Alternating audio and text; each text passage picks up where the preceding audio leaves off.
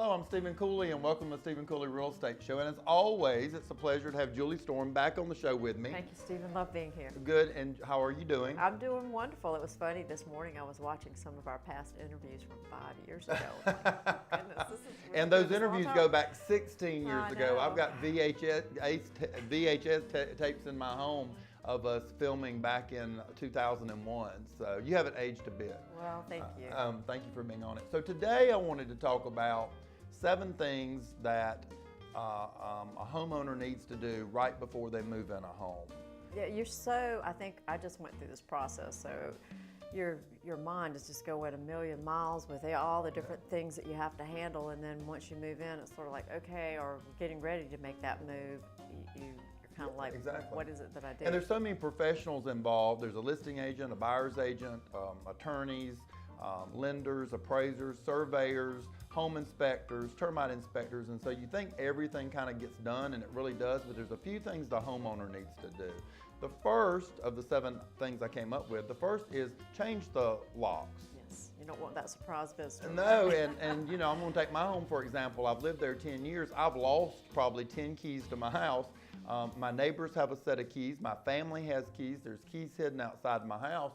And so if I sold my home today, I certainly could go get more keys made and give them 10 keys to the home, but you don't know who all has a set of those keys. So if you call a local locksmith, homes usually have 5 to 7 exterior doors.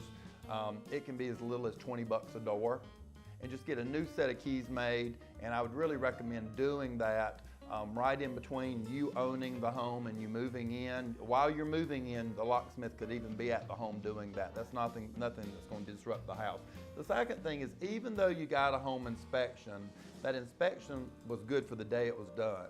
And leaks, water will destroy, water truly will destroy more than fire will destroy. Water will destroy flooring. Just a little bit of water can create mold inside your walls, under your floor. That's very hazardous to people. So go around and open all the doors under sinks and just check and see if you've got any water. If you know where your water meter is on the outside of the home, if you turn all the water off in your house and the meter is still turning, you've got a leak somewhere.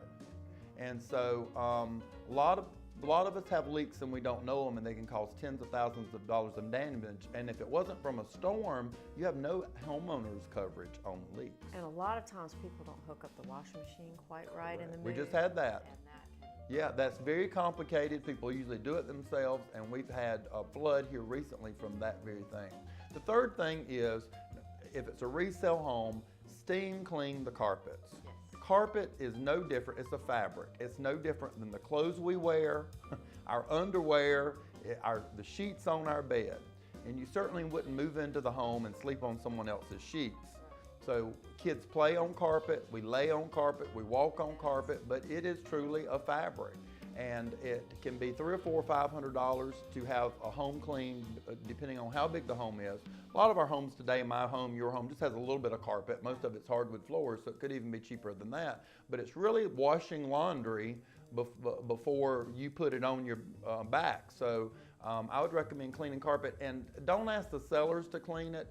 They may have cleaned it 2 weeks before, but they've lived on it for 2 more weeks. People have pets. It's just a good thing to do that I highly recommend. Before you put the fourth thing is, before you put your items in cabinets and drawers, wipe them out. I'd even recommend wiping them out with a non-toxic green type cleaner, because that's bathrooms, that's kitchen, because that's where you're putting your utensils, your clean dishes that you're going to eat out of, and you just don't know how clean those cabinets were, and you're putting clean things in. You put your toothbrush in the drawer in the bathroom, things like that. So wipe those out even if they look clean. And again, I would recommend using something green. Now the next one's going to kind of catch everybody off guard, but if you've got one day, or even if you're moving in the house, set some mouse traps and some roach traps, because you don't know what little varmints, especially if it's in the winter months, animals move inside where it's warm. You don't know what little varmints living in that house, and most of them have them. Even a secured new home, they will come in the door when you leave a door open. Well, your packing materials too. Absolutely. Sometimes if boxes have been in attics or places. Sometimes. Even the moving truck between the two homes can get a mouse or a roach in it. So you can set those traps, watch them for a week or two. I'm betting you're going to catch a mouse. And so it's a good thing to do right when you move in, just to make sure that it's kind of, you're only bringing the critters you love and you're not inheriting critters from somebody else. The fifth thing is find the circuit breaker and find the water main shutoff valve. All new constructions have a main water shutoff valve.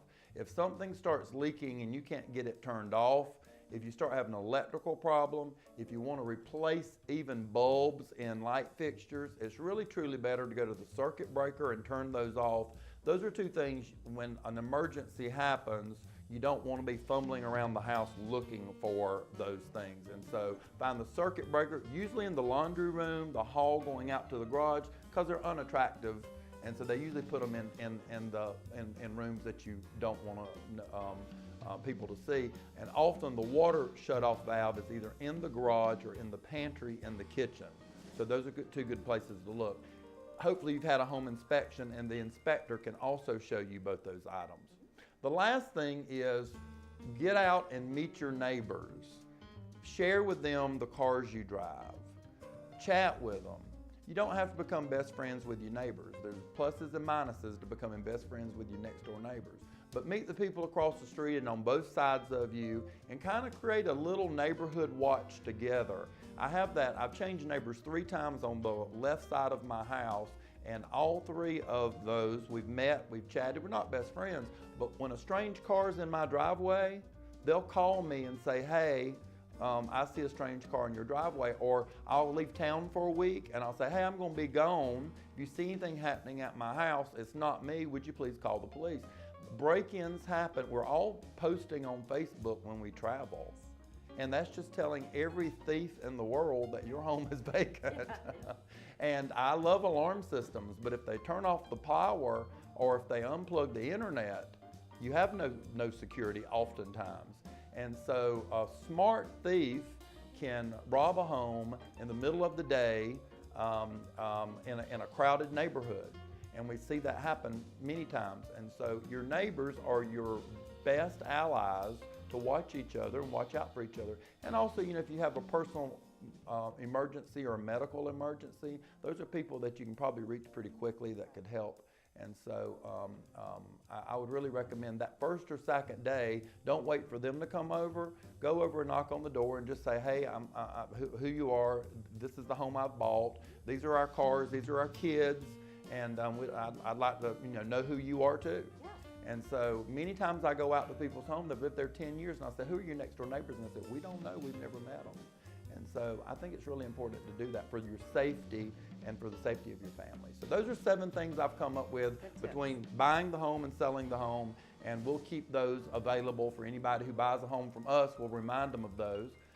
So thank you so much for being on today's show. We've got beautiful homes for sale in your area, and we'll be right back.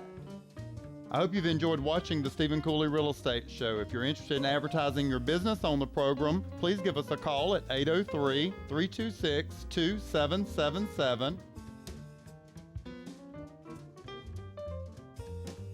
Join us next week for more discussions on real estate topics and help in finding your perfect home. Thanks for watching.